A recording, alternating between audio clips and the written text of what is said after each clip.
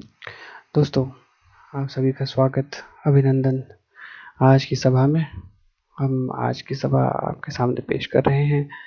हम आज जो विषय आपके सामने लेके आ रहे हैं वो हमारे एक मित्र ने सजेस्ट किया है, जो कि आप कमेंट बॉक्स पे देख सकते हैं। उसी पे हम आज बात करेंगे। ये है टाइम मैनेजमेंट, समय को किस तरह से व्यवस्थित करते हैं। तो दोस्तों, आपने देखा होगा, लोगों ने कई बार आपको समझाया है या लोगों ने कई बार हमें बताया है कि समय को किस तरह से व्यवस्थित करना चाहिए, क्या करना चाहिए। मैं थोड़ा-सा विषय को एक दूसरे तरह से देखने की कोशिश करता हूँ और आप हो सकता है कि वो आप तक पहुँचे। तो मैं इस एक छोटा-सा प्रसंग आपके सामने लेके आ रहा हूँ, जिसे हो सकता है आप अपनी ज़िंदगी से ज़्यादा रिलेट कर के, ज़्यादा पास पा करके उस समय को समझने की कोशिश करेंगे।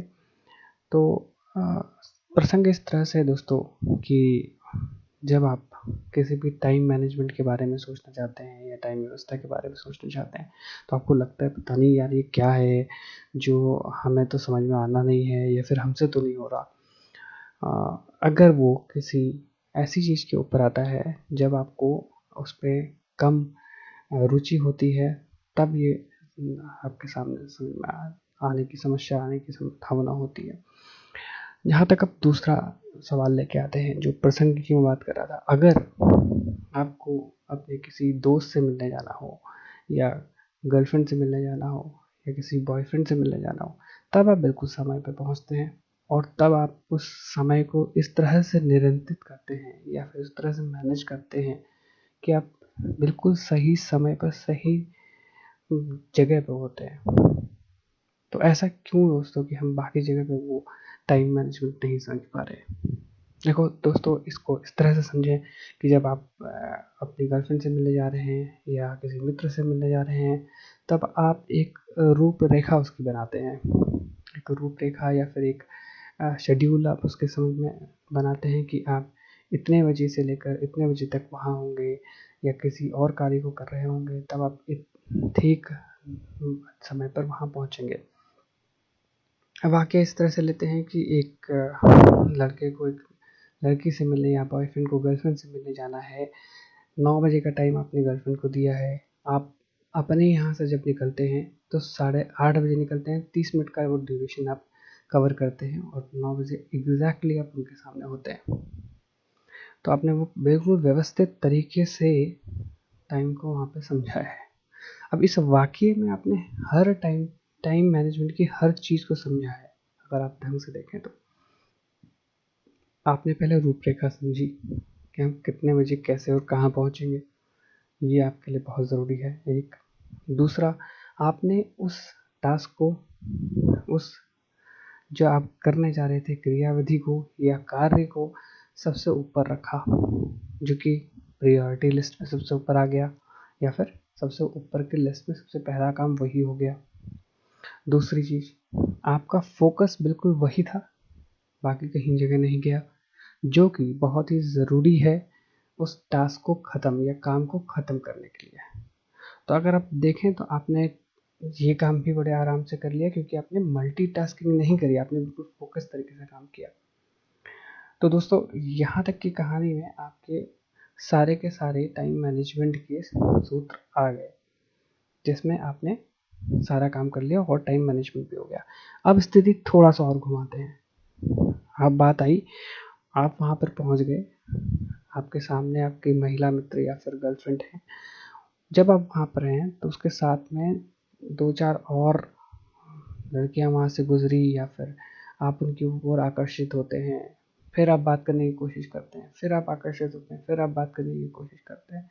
तो यहाँ पर ये जो बीच में हो रहा है, ये डिस्ट्रैक्शन है दोस्तों। इस डिस्ट्रैक्शन को भी आपको मैनेज करना है, तभी आप उस कार्य को सफलतापूर्वक कर पाएंगे। ये आपके सामने तीसरा पहलू आ गया, जो कि डिस्ट्रैक्शन का है। चौथा पहलू आपके पास आता है कि आपने ये गणित तो लगा ली या फिर गणना कर ली कि 8:30 बजे आप निकलते हैं, 9 बजे आप पहुंच जाते हैं।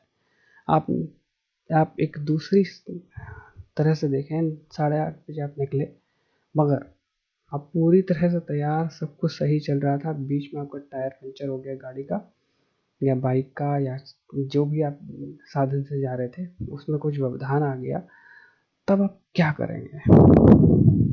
तो ये जो बीच की समस्या आई, इसको आपने अपने गणित में नहीं रखा, तो आपको 8:30 बजे से 10 मिनट पहले निकलना पड़ेगा। इस समस्या को कुछ ना कुछ इसका प्रारूप ढूंढना, इसको किसी तरह से जो है आपने समाधान निकालने की कोशिश करनी है। तो ये जो आपने बनाया है, ये बफर टाइम है, या बफर टाइम उस टास्क को पूरा करने के लिए लगाते हैं।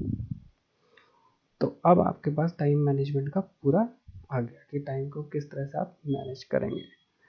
तो आपने देखा कि आपने एक रूपरेखा बनाई जो कि शेड्यूल था, किस तरह से आप क्या करेंगे, कहाँ पे पहुँचेंगे, कितने बजे कहाँ होंगे। आप 8:30 बजे निकले, नुक्कड़ पे पहुँचे, 15 मिनट वहाँ लगाए, फिर वहाँ से आगे पहुँचे, 10 मिनट वहाँ लगेंगे, 5 मिनट से पहले आप उस जगह पे पहुँच जाएंगे। तो एक शेड्यूल बनाया, तो वो एक तरह से शेड्यूल बन गया। दूसरा, आपने उस टास्क को या उस कार्य को सबसे ऊपर रखा, जो कि प्रायोरिटी लिस्ट बनाई। आप सारा काम उसके बाद ही करेंगे, तो प्रायोरिटी लिस्ट में जो सबसे पहले होगा वही काम आप करेंगे। आपने तीसरा काम किया कि फोकस रखा, जब तक वहाँ नहीं पहुँचे तब तक आपने दूसरा काम नहीं करा, और वहाँ पर भी आपने डिस्ट्रैक्शंस को मैनेज करा। तो इस तरह से आपने टाइम को मैनेज करना है। तो टाइम के ऊपर ये एक छोटा सा जो वाकया है, ये मैंने आपके समक्ष आज रखा है। आप मुझे ज़रूर बताएं कि आप इससे कैसे लाभान्वित हुए, या फिर इसके बारे में कोई सुझाव आप ज़रूर दें, ताकि मैं अगले वाले आपके प्रोग्राम में शामिल कर सकूं। आपके सवालों का जवाब, आपके विषयों के ऊपर मैं ज़रूर आपसे बात करूंगा। धन्यवाद। सब्सक्राइब करिए, कमेंट करिए, मैं आपके वेट कर रहा हूं। धन्यवाद।